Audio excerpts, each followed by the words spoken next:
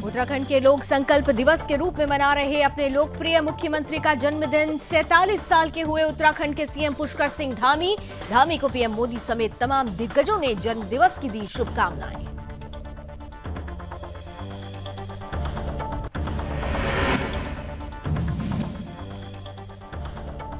CM Dhami ने अपने जन्म दिवस के अवसर पर देहरादून में संकल्प दौड़ का किया फ्लैग ऑफ। सीएम धामी ने प्रदेश की जनता के आशीर्वाद के लिए जताया आभार।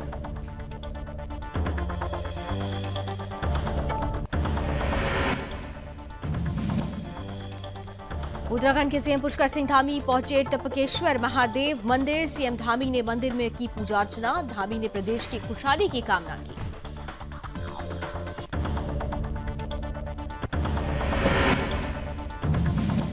देवभूमि में सुदर्शन न्यूज की खबर का हुआ बड़ा असर। अवैध अतिक्रमण पर चला बुलडोजर। वन भूमि पर बनाई जा रही थी मजार। सामाजिक और हिंदूवादी लोगों ने तोड़ी मजार।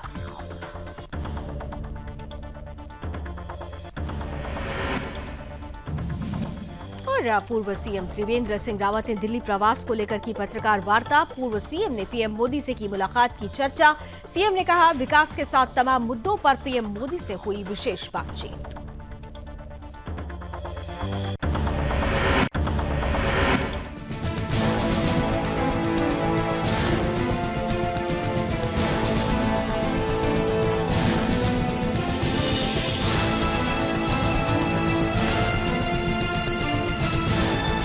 आप देख रहे हैं सुदर्शन न्यूज।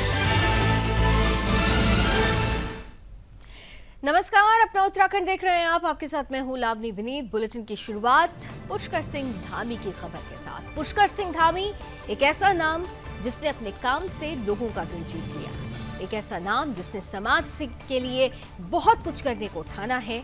एक ऐसा नाम जो राजनीति में एक नए विकल्प के रूप में एक नए तरीके से कदम रख चुका है। दरअसल 16 सितंबर 1975 में पिथौरागढ़ में जन्मे पुष्कर सिंह धामी उत्तराखंड के मुख्यमंत्री हैं और आज उत्तराखंड अपने मुख्यमंत्री का जन्म दिवस मना रहा है।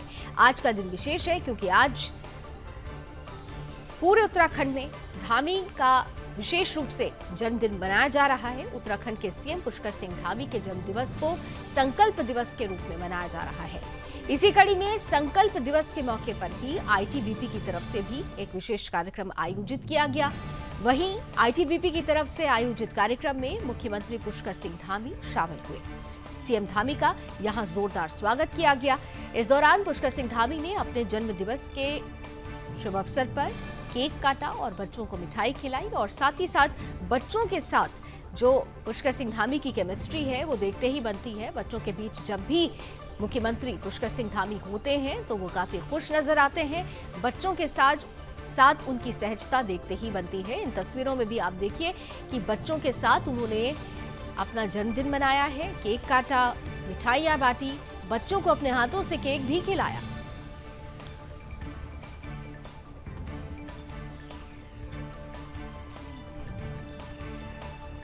तो संकल्प दिवस के रूप में मुख्यमंत्री पुष्कर सिंह धामी का जन्म दिवस मनाया जा रहा है और संकल्प दिवस के अवसर पर ही घंटाघर देहरादून में भी संकल्प दौड़ का फ्लैग ऑफ किया गया। मुख्यमंत्री पुष्कर सिंह धामी का कहना है कि उत्तराखंड को 2025 तक हर क्षेत्र में देश के अग्रणी राज्यों की श्रेणी में लाने के लिए वो संकल्पबद्ध है। सरकार की तरफ से तमाम वो कार्य किया जा रहा है जो 2025 तक उत्तराखंड को बेस्ट स्टेट का दर्जा दिलाए। मुख्यमंत्री ने अपने जन्म दिवस के अवसर पर कहा कि जन भावनाओं को ध्यान में रखते हुए जन भावनाओं के अनुरूप ही प्रदेश के समग्र विकास के लिए राज्य सरकार निरंतर प्रयास कर रही है। उत्तराखंड की जनता के लिए सरकार ने जो वायदे किए हैं उसे पूरा करने की दिशा में तेजी से काम हो रहा है, तेजी से प्रयास किए जा रहे हैं। मुख्यमंत्री ने कहा कि प्रधानमंत्री नरेंद्र मोदी के मार्गदर्शन में केंद्र सरकार से देवभूमि उत्तराखंड के विकास के लिए पूरा सहयोग मिल रहा है। इसके लिए उन्होंने प्रधानमंत्री श्री नरेंद्र मोदी का आभार भी व्यक्त किया है।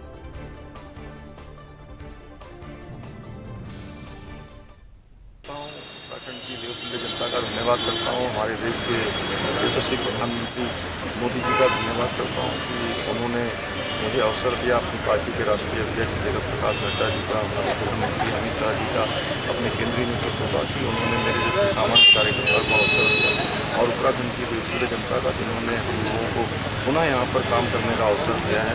और इस अवसर पर आज के इस दिन पर हम संकल्प लेते हैं कि हम हिंदुस्तान के श्रेष्ठ राज्यों में शामिल होंगे। हम उत्तराखंड से भ्रष्टाचार को पूरी तरह से समाप्त करेंगे, उत्तराखंड से नशे को पूरी तरह से, देवभूमि को मुक्त करेंगे, देवभूमि का नशा से पूरी तरह से मुक्ति होगी। हम हर क्षेत्र में आगे जाएँ, हमारा उत्तराखंड आगे जाए और हमारे नौजवान युवाओं का जो सुनहरा भविष्य है उनके लिए अभी हमने जो फैसले लिए हैं वो सारे फैसले उनके आगे के भविष्य को ध्यान में रखते हुए लिए गए।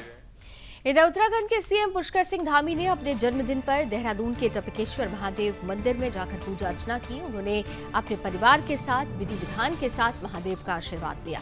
इस अवसर पर सीएम की पत्नी गीता धामी और उनकी माताजी भी उपस्थित रहीं। इस दौरान सीएम धामी ने मंदिर में पूजा अर्चना कर देश और प्रदेश की सुख समृद्धि की कामना की। साथ ही पुष्कर सिंह धामी को प्रधानमंत्री नरेंद्र मोदी ने भी जन्मदिन की बधाई दी। इस बीच सीएम पुष्कर सिंह धामी ने प्रधानमंत्री मोदी को धन्यवाद दिया। साथ ही सीएम धामी ने कहा कि प्रधानमंत्री की मोदी के नेतृत्व में हम उत्तराखंड को श्रेष्ठ राज्य बनाने की तरफ आगे बढ़ रहे हैं।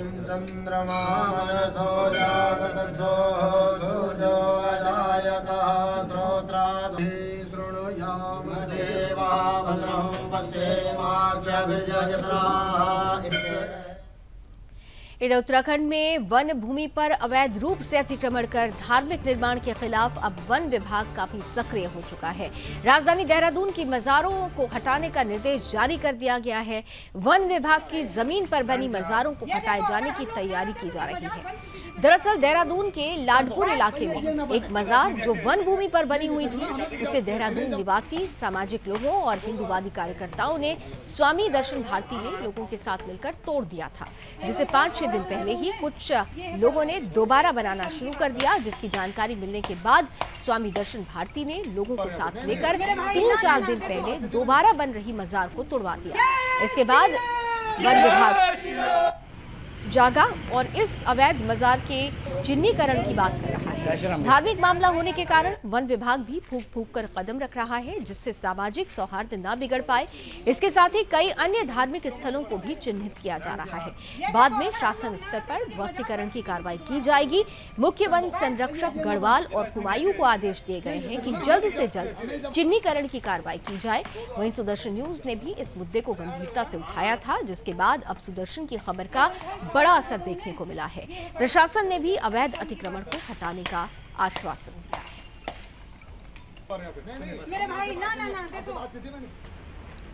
तो किस तरीके से लैंड जिहाद उत्तराखंड में बढ़ता जा रहा है, देवभूमि में बढ़ता जा रहा है, इसकी बानगी उस वक्त देखने को मिली जब वन विभाग की भूमि, ये वन भूमि है, कई जगहों पर देखा गया है कि गोचर भूमि पर भी अवैध मजार बना दी गई। वन विभाग की भूमि, वन भूमि पर भी ये अवैध मजार बनी हुई थी, लेकिन जैसे ही हिंदू संगठन को इसके बारे में पता चलता है, सामाजिक कार्यकर्ताओं को इसके बारे में जानकारी होती है, तो इस अवैध मजार को तोड़ दिया जाता है। लेकिन कुछ दिनों के बाद ही अराजक तत्व फिर से यहाँ पर इस अवैध बाजार के निर्माण की कार्रवाई शुरू करते हैं, लेकिन दोबारा हिंदू संगठन यहाँ पहुँचता है और इस मजार को तोड़ता है। वन विभाग को इसकी जानकारी मिली है और अब वन विभाग इसके चिन्हीकरण की तैयारी कर रहा है, इस पर कार्रवाई की बड़ी तैयारी कर रहा है।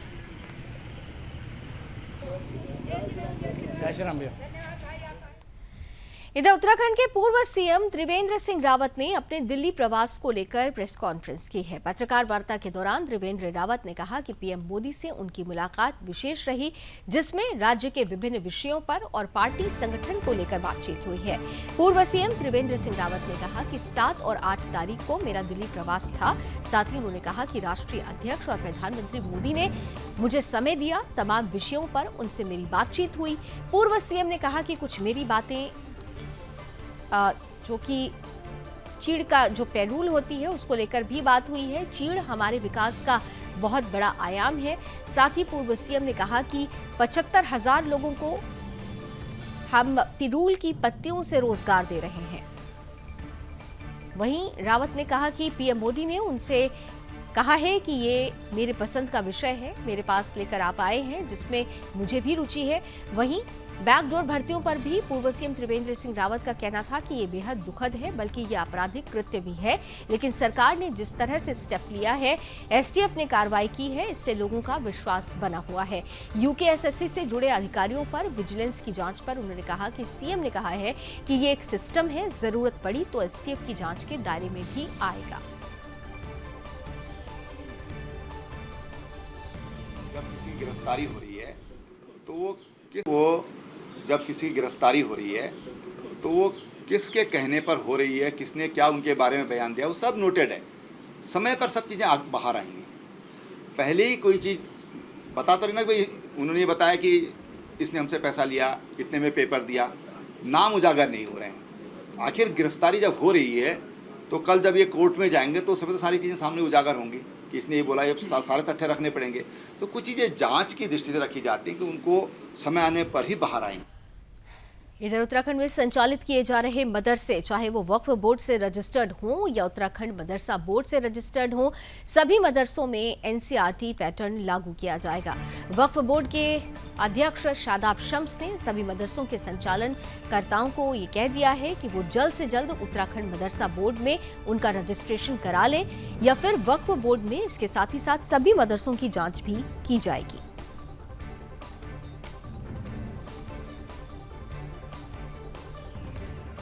हमने मदरसों की मान्यता की बात अपने यहाँ बिल्कुल नहीं कही है।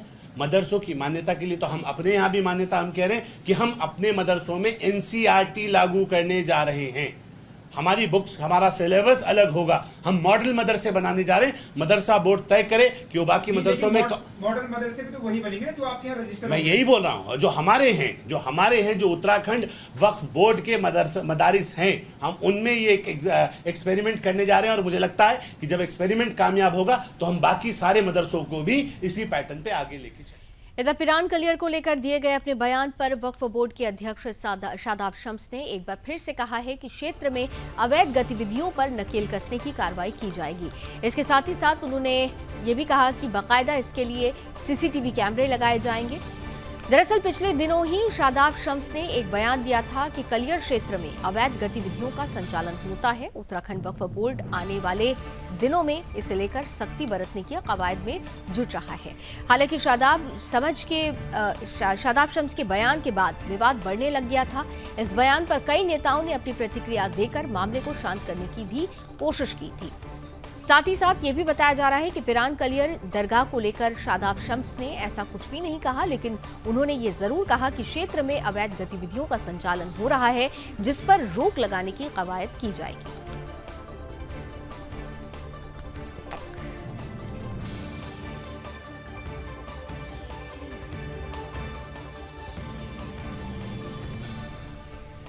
इधर उत्तराखंड के सीएम पुष्कर सिंह धामी का आज जन्म दिवस है, तो जिसे बीजेपी संकल्प दिवस के रूप में मना रही है। और इसी कड़ी में जनपद उधम सिंह नगर के खटीमा में भी भारत नेपाल सीमा पर स्थित अंबेडकर बाजार मेला घाट में व्यापारियों ने उत्तराखंड के मुख्यमंत्री पुष्कर सिंह धामी के जन्म दिवस को संकल्प दिवस के रूप में मनाया है।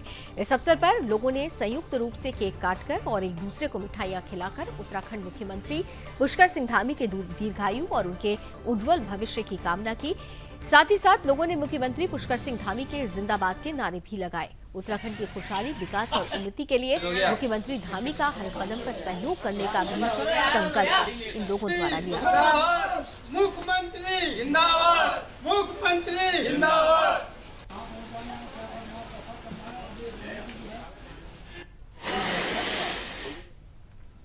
इधर देश भर में इन दिनों लंपी वायरस का प्रकोप बढ़ रहा है। लंपी वायरस का असर गायों में अधिक देखने को मिल रहा है।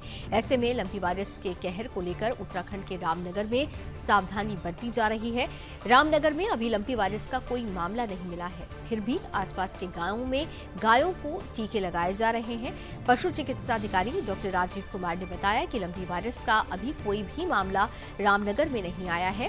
एहतियातन अब तक हिम्मतपुर ब्लॉक, नया लालढांग, झिरना, नई बस्ती, उदयपुरी, बंदोबस्ती, कानिया, ढेला गांव में 2500 गायों को लंपी वायरस के टीके लगाए गए हैं। गायों को टीका लगवाने के लिए विधायक भी सहयोग कर रहे हैं। पशु चिकित्सा अधिकारियों ने पशुपालकों से गायों के उपचार के लिए नजदीकी पशु चिकित्सालय और औषधालय से संपर्क करने की अपील की है। साथ ही उन्होंने पशु बाड़े को साफ सुथरा रखने, बाड़े में नियमित रूप से मक्खी और मच्छर रोधी दवा और वायरस रोधी दवा का छिड़काव करने, नीम की पत्तियों का धुआं करने की भी अपील की है।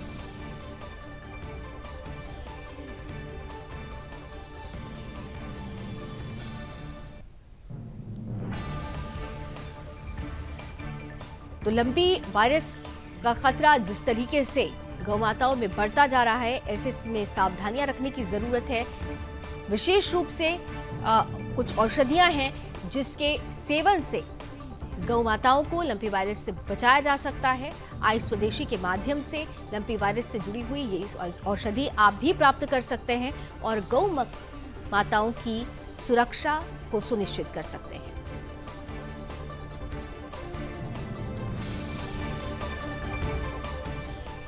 इधर लालकुआं थाने क्षेत्र में इंदिरो पुलिस के ऑपरेशन धरपकड़ से नशे के सौदागर में हड़कंप मचा हुआ है। कोतवाल डीआर वर्मा के नेतृत्व में चलाए जा रहे इस ऑपरेशन धरपकड़ में अब तक 2 दर्जन से अधिक मादक पदार्थों के तस्करों को धर दबोचा गया है। बीते लंबे समय से लालकुआं क्षेत्र में कच्ची शराब तस्करी के लिए भी बदनाम है।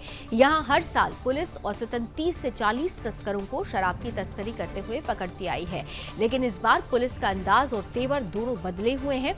दरअसल थानेदार डीआर वर्मा के कोतवाली की कमान संभालने के बाद से ही तस्करों के बुरे दिन शुरू हो गए थे। उनके द्वारा पिछले 1 महीने से शुरू हुए ऑपरेशन धरपकड़ में ही अब तक 2 दर्जन आरोपियों को कच्ची शराब की तस्करी में धर दबोचा गया। इनमें स्मैक ड्रग तस्कर भी शामिल हैं। वहीं कोतवाल डीआर वर्मा का कहना है कि शराब तस्करों को लेकर पूरी पारदर्शिता बढ़ती जा रही है।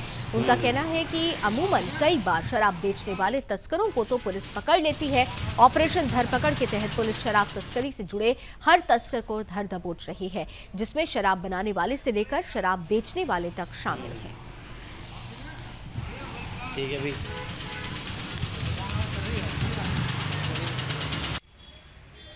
नशे के खिलाफ अभियान हमारे पीएचक्यू स्तर से कंटिन्यू चल रहा है। इसी के परिप्रेक्ष्य पे लगातार कई टीमें हमारी इस पे काम कर रही है। लगभग 2 दर्जन से ज़्यादा अभियोग पंजीकृत किए गए हैं, जिसमें 60 एक्साइज के हैं, एनडीपीएस के हैं और इसके अलावा काउंसलिंग भी की जा रही है। जो लोग नशे की लत पे हैं उनको काउंसलिंग करके और उस केंद्र में भी भेजा जा रहा है। साथ साथ ही जो समाज के अच्छे लोग हैं उनके द्वारा भी पुलिस को काउंसलिंग करने में मदद की जा रही है। चौकी वाइज टीम गठित की गई है। किच्छा के बहेड़ी जो है यूपी में पड़ता है और रेलवे स्टेशन पे है, तो लगातार आवाजाही बनी रहती है। आने जाने वालों की चेकिंग की जा रही है और टीमें प्राइवेट में भी है और वर्दी में भी है। उत्तराखंड के खटीमा में पुलिस प्रशासन को बड़ी कामयाबी हाथ लगी है। पुलिस ने 5 सट्टेबाजों को रंगे हाथों धर दबोचा। खटीमा बाजार में पुलिस प्रशासन की तरफ से लगातार सट्टेबाजों पर लगाम कसी जा रही है। इसी कड़ी में बीती रात खटीमा बाजार पुलिस को सूचना मिली कि इस्लाम नगर में सट्टा लगाया जा रहा है, जिस पर मौके पर पहुंचे बाजार चौकी प्रभारी होशियार सिंह ने 5 सट्टेबाजों को सट्टा लगाते हुए रंगे हाथों धर दबोचा, जिसमें एक दिव्यांग व्यक्ति शामिल है। दिव्यांग व्यक्ति एक दुकान पर सट्टे के काले कारोबार को अंजाम दे रहा था। इस दौरान पुलिस ने लगभग 17,000 रुपए की नकदी बरामद की। फिलहाल पुलिस ने मामला दर्ज करके आरोपियों को जेल भेज दिया है। मामले में आगे की जांच जारी है।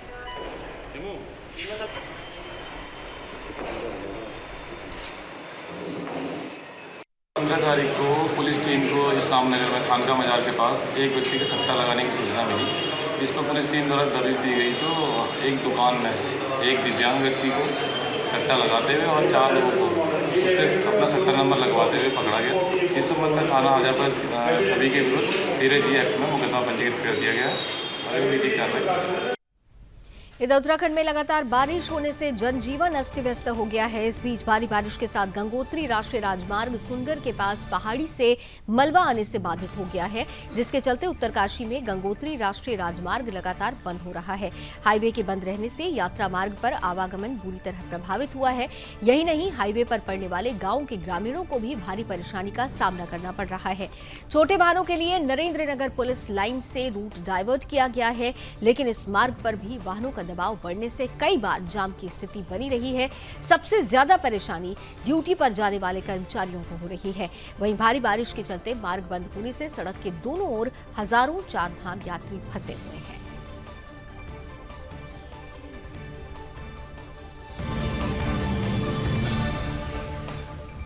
लालकुआ थाना क्षेत्र की बात करते हैं, जहां बेरी पड़ाव स्थित खड़गपुर में दलित युवती की हत्या के मामले को लेकर उत्तराखंड अनुसूचित जाति आयोग के उपाध्यक्ष पीसी गौरखा और पूर्व विधानसभा प्रत्याशी यशपाल आर्य पीड़ित परिवार से मिलने पहुंचे।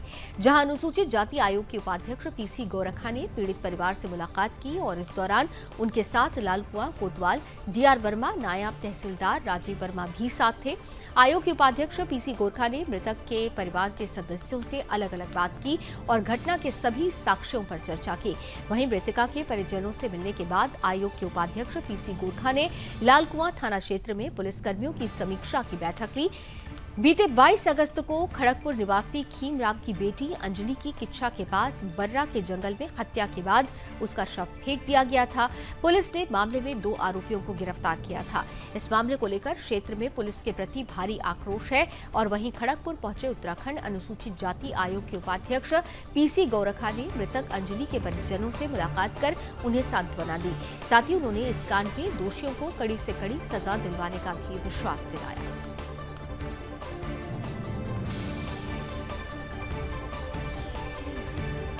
इधर नैनीताल हाईकोर्ट ने देहरादून में चाय बागान की जमीन की खरीद फरोख्त के खिलाफ दायर जनहित याचिका पर सुनवाई की है। कोर्ट ने चाय बागान की भूमि की खरीद फरोख्त पर लगी रोक पर अग्रिम आदेश तक बढ़ाते हुए सरकार को 4 सप्ताह के भीतर जवाब दाखिल करने के निर्देश दिए हैं।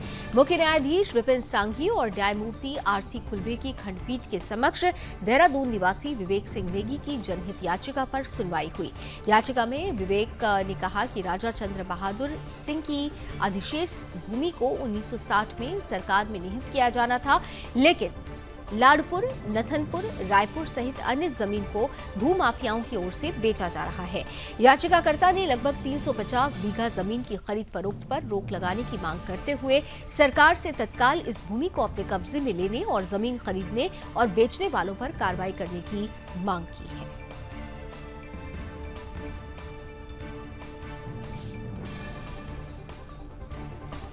इधर उत्तराखंड प्रशासन ने फैसला लिया है। दरअसल भारी बारिश के चलते पूर्णागिरि की यात्रा पर 19 सितंबर तक रोक लगा दी गई है। भारी बारिश के मद्देनजर प्रशासन ने अगले 4 दिनों तक मां पूर्णागिरि धाम की यात्रा पर रोक लगा दी है। टनकपुर के एसडीएम हिमांशु कफलटिया ने बताया कि अब श्रद्धालु 19 सितंबर के बाद मां पूर्णागिरि के दर्शन कर सकेंगे।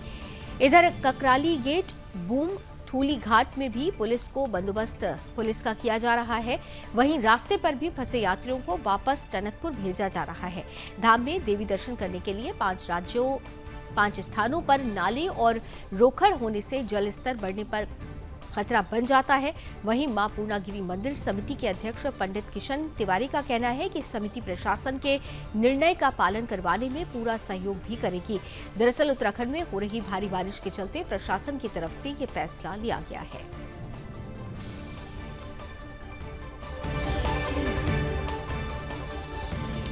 पुलिस अधीक्षक उत्तरकाशी के कुशल दिशा निर्देशन में नशा मुक्ति देवभूमि मिशन 2025 को सफल बनाने के लिए अवैध नशे को तस्करों के प्रति लगातार कार्रवाई भी हो रही है। इसके बाद एक नशा तस्कर को सलाखों के पीछे भेजकर उत्तरकाशी जनपद को नशा मुक्त करने के लिए लगातार प्रयास किए जा रहे हैं। इसी कड़ी में क्षेत्राधिकारी बड़कोट और प्रभारी निरीक्षक बड़कोट के नेतृत्व में पुलिस प्रशासन की तरफ से वाहनों का चेकिंग अभियान भी चलाया जा रहा है। चेकिंग अभियान के दौरान एक वाहन में 2 पेटी अवैध अंग्रेजी शराब के साथ एक आरोपी को गिरफ्तार किया गया। फिलहाल पुलिस ने मामला दर्ज कर आरोपी को जेल भेज दिया है। वहीं मामले में आरोपी से आगे की पूछताछ जारी है।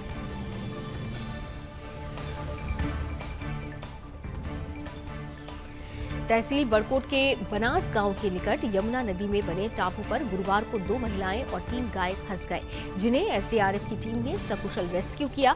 एसडीआरएफ की टीम ने जानकी चट्टी के निकट बनास गांव के एक व्यक्ति ने उन्हें सूचना दी कि यमुना नदी के टापू में गांव की 2 महिलाएं और कुछ मवेशी फंसे हुए हैं। सूचना पर योगेंद्र भंडारी के नेतृत्व में टीम रेस्क्यू के लिए मौके पर पहुंची, जहां एसडीआरएफ ने यमुना नदी में फंसी 2 महिला और पशु को कड़ी मशक्कत के बाद रेस्क्यू करके बाहर निकाल लिया। साथ ही महिलाओं को उपचार के लिए अस्पताल में भर्ती करा दिया गया है, जहां महिलाओं का इलाज चल रहा है।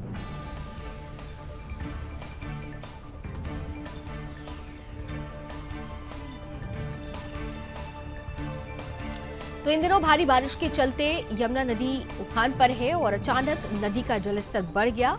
इस बीच एक टापू पर 2 महिलाएं और उनके साथ मवेशी फंसे हुए थे। जैसे ही गांव वालों को इसकी जानकारी मिली, उन्होंने एसडीआरएफ को इसकी सूचना दी और फिर एक मिशन के तहत इन दोनों महिलाओं को और उनके साथ फंसे हुए मवेशियों को एसडीआरएफ ने सकुशल रेस्क्यू कर लिया।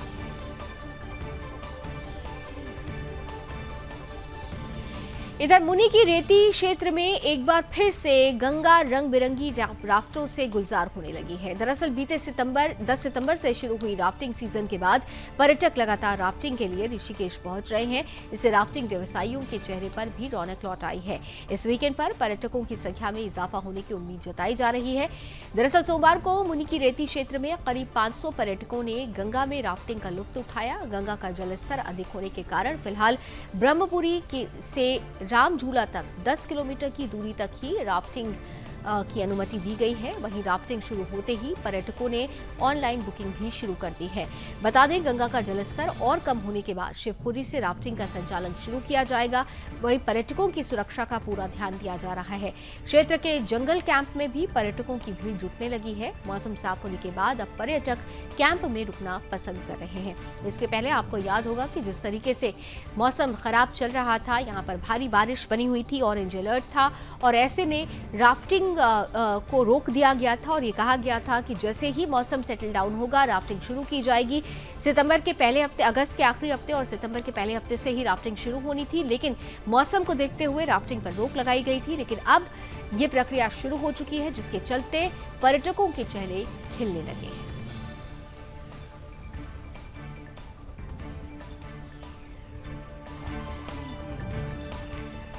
वहीं राजधानी देहरादून की अब बात करेंगे, जहां बुधवार देर शाम दर्दनाक हादसा हुआ। उत्तर प्रदेश रोडवेज की बस ने हरिद्वार बाईपास में एक बाइक सवार युवक को रौंद दिया, जिससे युवक की मौके पर ही मौत हो गई।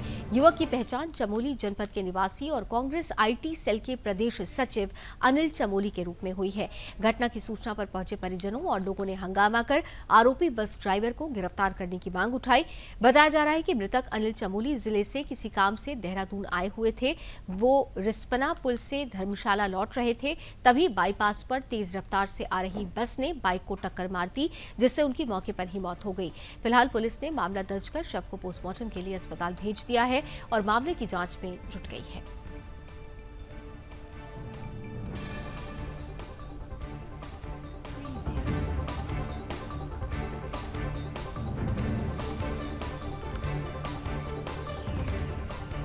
और चलिए इसी के साथ अपना उत्तराखंड में अभी बस इतना ही, लेकिन देश और दुनिया की तमाम खबरों के लिए आप जुड़े रहिए सुदर्शन न्यूज के साथ। जय हिंद।